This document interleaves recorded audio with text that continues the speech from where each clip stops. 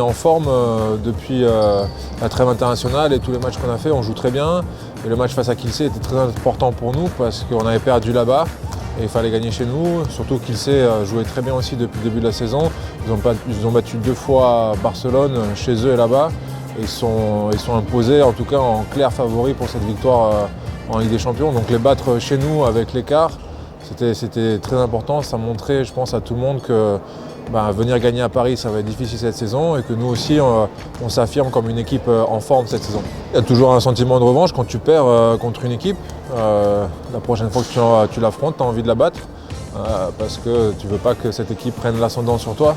Et encore plus, tu n'as pas envie qu'elle te batte chez toi parce que voilà, c'est comme ça que ça marche dans le sport co. Tu essayes que ta salle reste imprenable le plus longtemps possible. Le plus important, c'est qu'on a réussi à gagner. On a fait un très bon match par séquence. Il y a eu du très bon avec le début du match. Et puis derrière, en menant 4, 5, 6 buts. Et puis Kielce revient. Et derrière, on se remet un peu dans le rouge. On bataille tout le début de deuxième mi-temps pour reprendre l'écart à des moments où c'est un petit peu difficile, où Kielce revient. Il y a des moments de bascule.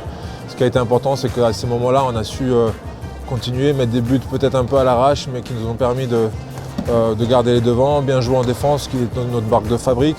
Vincent aussi qui a très bien joué derrière. Et puis je pense qu'on a fatigué petit à petit Kielce. Et l'important c'était de gagner chez nous aussi avec cette ambiance qui était incroyable, et le public qui nous a poussés.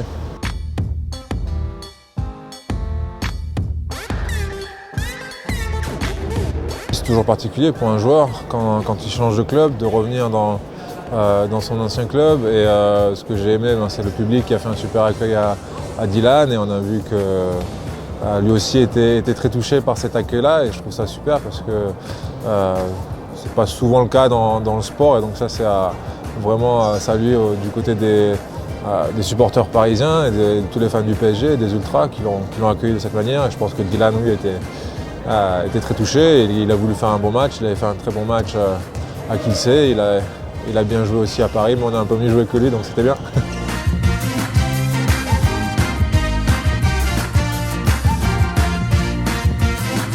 C'est toujours particulier pour moi de jouer face à Barcelone parce que c'est un club qui a compté dans ma carrière, où j'ai vécu une étape importante là-bas, même si je suis resté que 2 ans.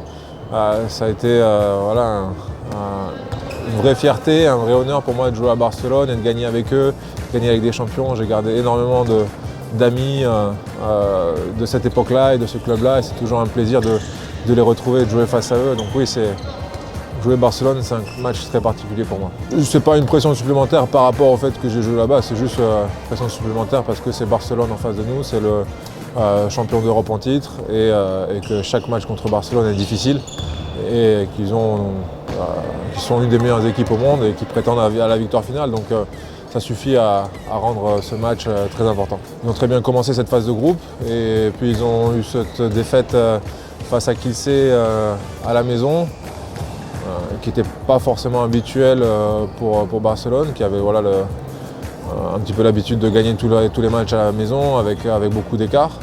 Et je pense que ça les a un petit peu touchés dans leur orgueil, et ça les rend encore plus dangereux.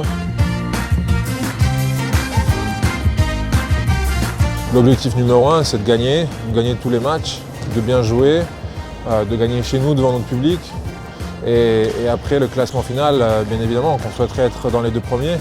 Mais on sait par expérience que les phases de poule sont tellement longues, il y a tellement de matchs avec ces 2 groupes de 8 équipes, que finir 2, 3, 4, 1, ça ne garantit rien pour la fin, à part si tu es dans les 2 premiers, de sauter les 8e et d'avoir un quart un peu plus favorable. Donc oui, on aimerait finir dans les 2 premiers, mais si ce n'est pas le cas, ce n'est pas la fin du monde.